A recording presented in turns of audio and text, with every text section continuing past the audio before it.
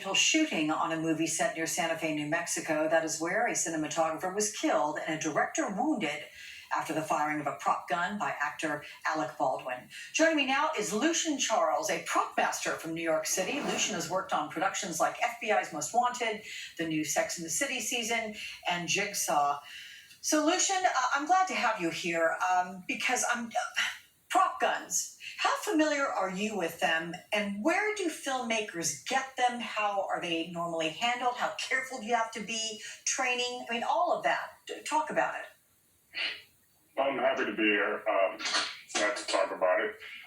Well, I work out of New York, so we definitely use a vendor, weapons specialist that may give gun training to the actors as well as crew members, how to properly use a gun and safety on set. You know, it's just about, you want everybody to be safe, not just the actors, you want your crewmates and everybody to be safe and everything. So, yeah, just prepare and just get stuff done.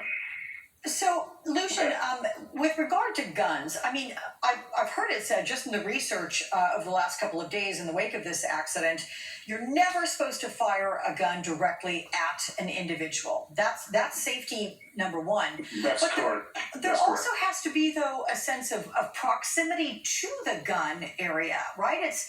I mean, you can be killed even by a blank, apparently, if you're too close. Yeah, depending on the load and the blank, it definitely hurts you. The spark, it could, definitely you want to be at least 6 feet away. Okay, so first of all, is there ever any reason to have live ammunition on a set? Would there be any reason to have a bullet? And again, we don't know that this indeed was a bullet. It may have been a blank, and to your point, that can injure somebody seriously, potentially fatally, I'm presuming. Live ammunition, is that ever on a movie set?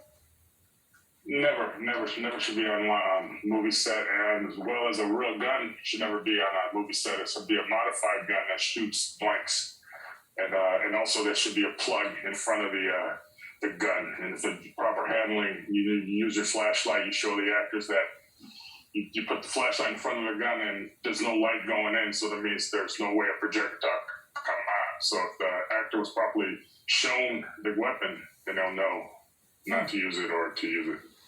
Okay, you did this essay with Business Insider, Lucian, and you mentioned you've never been afraid to do your job.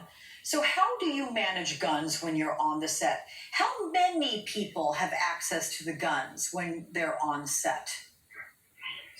Not too many people, just me or the armor. And we show the assistant director the gun, then we show the actors the gun, and any crew members that are interested to see the gun, mostly the camera people will come and look at the gun being checked before handing anything to an actor. So that's like double, triple checking. Okay, so with regard to any sort of investigation, there's only going to be a few people who handled that gun. That would be your understanding if safety protocols were followed to the T. Well, so yes, correct. Just whoever's handed Alec Baldwin the gun is going to start there, and it's going to work its way back. That's pretty much it. And speaking of Alec Baldwin, according to the report so far, when he fired the prop gun, the cinematographer, who tragically died, was struck in the chest. The director standing behind her was struck in the shoulder. Does that reveal anything to you about what happened? It sounded like it was a real gun on set. I mean, it looks like it was a properly checked. That's just my opinion, but I wasn't there. I can't really say. But okay, look, and I know you weren't there. There's a plug on the front. So, okay, I'm sorry, I interrupted you. Go ahead. The gun. There's a plug on the front of the gun that will not let no projectile out, but it only let out a flood. So I don't know how far she was standing from him, or if it was a real gun, but I'm sure they'll investigate and find out. For sure.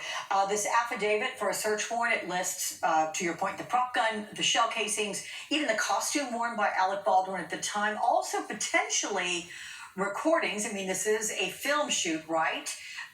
What is the likelihood the shooting would have been recorded, given that people who were shot, I mean, you've got the cinematographer and the director, we don't see them, so they're not going to be on camera theoretically, right? They'd be off camera. Yeah. Well, it all depends on the situation. If they're rehearsing, if they're rolling the camera, I'm sure they'll get them more information after the investigation. Yeah. What's the biggest question you have right now about this whole thing? What happened? you know, why wasn't the gun checked? Why did Alec Baldwin not check the gun before he took it? Why didn't he check the bullets? And I don't know. There's just a lot of questions, but I'm sure they'll figure it out with the investigation. When someone says cold gun, what exactly does that mean? There's no bullets in the gun. Okay, and before It's a saying hot that, gun. It has the you're going to check You that, have to be right, checked. before you have a cold gun? Okay, but if there are 3 guns, as was the case in this, we do know that fact, there were 3 guns on some sort of a cart that was outside of this small church in which they were doing the filming, and that's where that was being stored. If there are 3 guns out there, I mean, you got to check them all. There's no way you can not go through all of them, right? Well, first of all, when I have 3 guns sitting on a cart, they'll be with me and my ditty bag is secured, and then nobody will ever be able to come up and look at it. I'll be the one presenting it to the assistant director, the actor, any crew member that's interested in seeing it. They'll never have something sitting on a cart open that people can see.